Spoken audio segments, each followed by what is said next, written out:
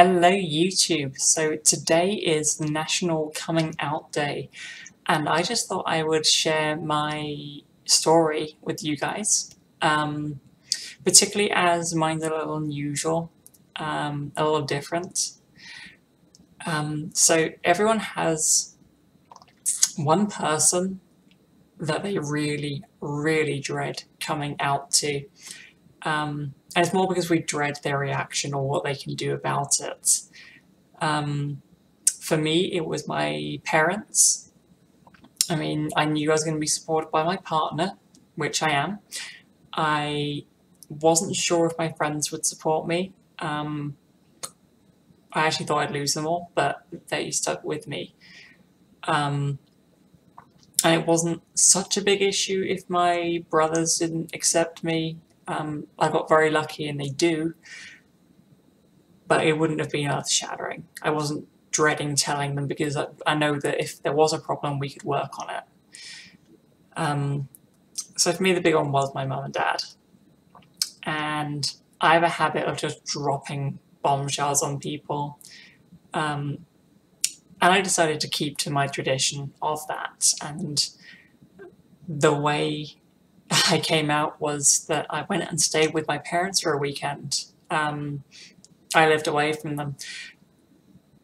And I made sure they were each in different rooms and decided to come down and see them in these different rooms as myself, as a female self now. Back then my makeup skills were nowhere near what they are. I was wearing a wig, my face was, pre-HRT masculine, so I didn't look amazing. I looked even worse because I was shaking like crazy. I was so nervous and scared. I wasn't even in a position where if they rejected me, I would lose my home or anything. I was financially independent. I had a loving partner that supported me. I had a job and friends in the city I lived in, away from my hometown. But still, losing my parents would have been way too difficult. It would have been so hard to deal with. I cannot tell you, I was very close to them, still am.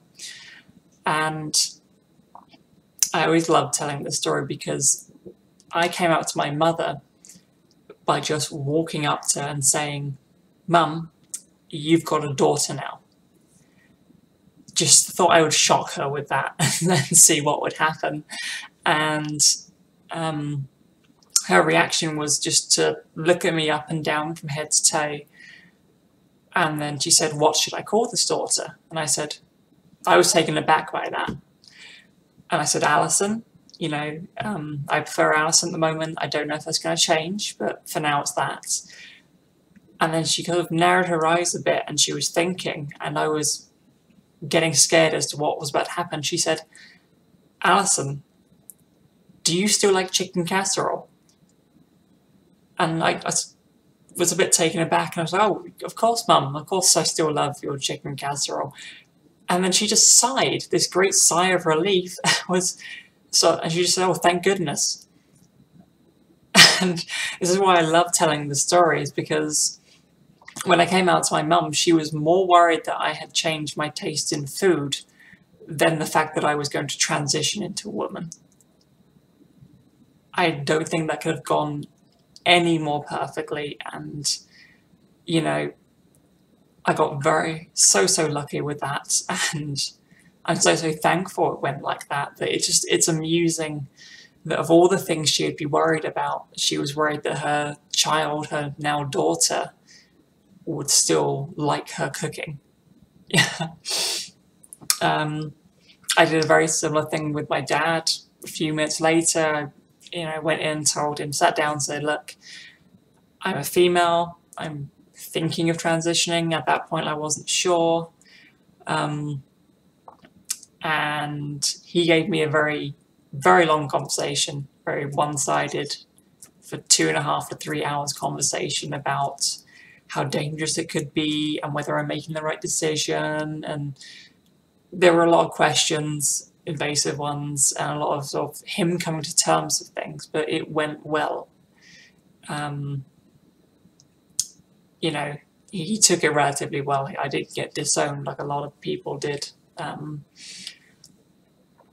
But that's just the thing, is my story was very straightforward.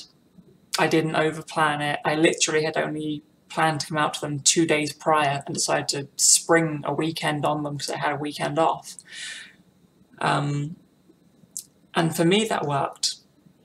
A lot of people I know prepare a letter and they either give their loved ones or friends or whoever that letter, or they read it to them. I can't really do that. I can't stick to a script, which is why you never see me holding a script in any of these. But everyone does it differently. And, you know, there are so many stories out there of people who their coming out story is negative and it's a bad one. And I went onto YouTube and I looked up other people's stories. Before I came out, I asked a few gay friends. I didn't have any trans friends, unfortunately, at the time. I asked them about how they came out and how it went, and I didn't get the most positive stories, not completely at least. Everyone's story was either negative or it was, but now we're okay. So hopefully to some people, you realize it can't always be negative. Even if I'm just the one story you hear about where it's positive. I realize that a lot of people still can't come out because of work, because of family, even sometimes because of your partner. And to those trans boys and girls out there, or our gay, lesbian, and bisexual, pansexual, whatever friends out there, for those of you who can't come out, we're still here for you and we support you, and we hope one day you will be able to.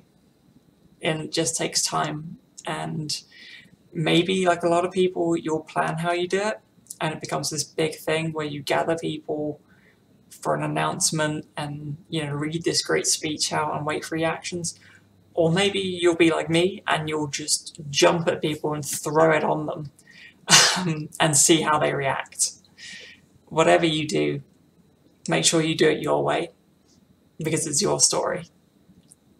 Anyway, happy coming out day to everyone.